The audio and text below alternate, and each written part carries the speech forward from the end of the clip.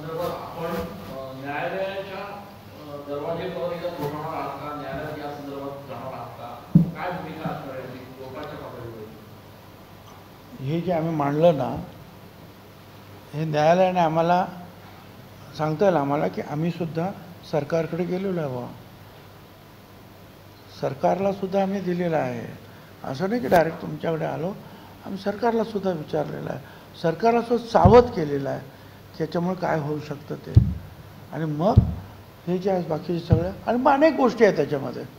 एक गोष्ट नाही आहे, अनेक गोष्ट आम्ही त्याच्यामध्ये मांडू शकणार आहोत. अशा अनेक आणि अनेक निर्णय शासनाचे निर्णय आहेत, अनेक हायकोर्टाचे निर्णय आणि सुप्रीम कोर्टाचे निर्णय आहेत. हैदराबाद गॅजेटमुळे जे आता लागू केलेलं आहे या संपूर्ण गॅजेटमुळे ओबीसी आरक्षणाला धक्का लागलेला आहे असं आपलं थेट आरोप आहे का? आताचा जो शासन निर्णय काढलेला आहे, पूर्वीचा एक काढलेला होता की शिंदे समितीने ज्या तिकडे जाऊन त्या नोंदी तपासाव्या, तो मान्य केला मंत्रिमंडळामध्ये आणि त्याप्रमाणे त्यांचं काम झालं. मी तुम्हाला सांगितलं किती मिळाले ते त्यांना. 2 लाखापेक्षा जास्त कुणबी त्यांनी दिले. म्हणजे काम संपलं. त्यांना वारंवार काम संपेपर्यंत आपण मुदतवाढ दिली आणि लाखो कागदपत्र त्यांनी गोळा केलेले आहेत, लाखो. पण हा दुसरा जो आहे त्याच्यावर कडी करणारा असं हा निर्णय आहे.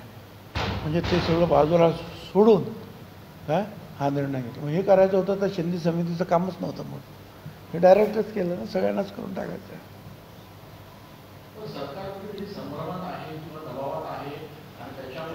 हे आता तुम्ही मला विचारू नका. मी तुम्हाला असं म्हटलेलं आहे इथे, त्यांना पाठवलेल्या पत्रात, माध्यमात आलेल्या बातम्या आणि तत्कालीन परिस्थिती घाईघाईत एका समाजाच्या दबावाखाली मंत्रिमंडळासमोर न ठेवता, हरकती सूचना न मागवता, इतर मागासवर्गीयांचा विरोध त्याच्याकडे दुर्लक्ष करून हा निर्णय हे म्हटलेलं त्याला मी त्याच्यावर सही केलेली आहे.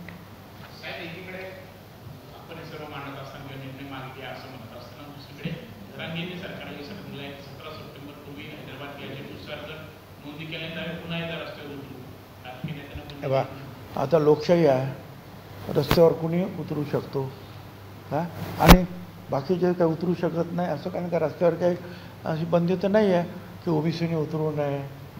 आता उतरलेच आहे ना ठिकठिकाणी. फक्त ते ग्राम पातळीवर, जिल्हा पातळीवर चालू आहे. ते सुद्धा एकत्रित येऊन मोठा लढा उभा करू शकतात ना.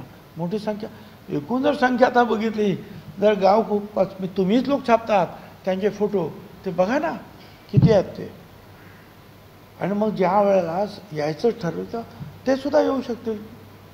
सर, काल जरांगे पाटलांनी बोलताना असे म्हटलं की मुलांना थेट जेलमध्ये घालायचे आरक्षणाचा आठ घ्या ना.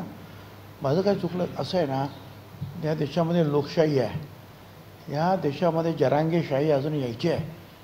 ती अजिबात येणं शक्य नाही. बाकीच्या राज्यांमध्ये, देशांमध्ये आजूबाजूला गडबड होते आहे. परंतु बाबासाहेब आंबेडकरांचं संविधान एवढं मजबूत आहे की त्यांनी आपल्या अनेक राज्यांना, अनेक भाषांना, अनेक जातींना, अनेक धर्मांना एकत्रित बांधून ठेवून ही लोकशाही जी आहे आतापर्यंत जपलेली आहे. त्यामुळे जरांगीशाही येण्याची सुद्धा मात्र शक्यता नाही. साहेब, आपण असं म्हणाल की याच्यामध्ये संदिग्धता आहे आणि गोंधळ निर्माण करणारा अर्जदार आहे, अन्याय करणारा आहे, ओबीसी समाजावर अन्याय करणारा आहे. हा गोंधळ कोण निर्माण करतोय आणि ओबीसीवर हा अन्याय निर्माण कोण करतोय? आता ज्याने केली ती जी काही समिती वगैरे केलेली होती त्यांनी, काल आम्ही त्यांना विचारलं.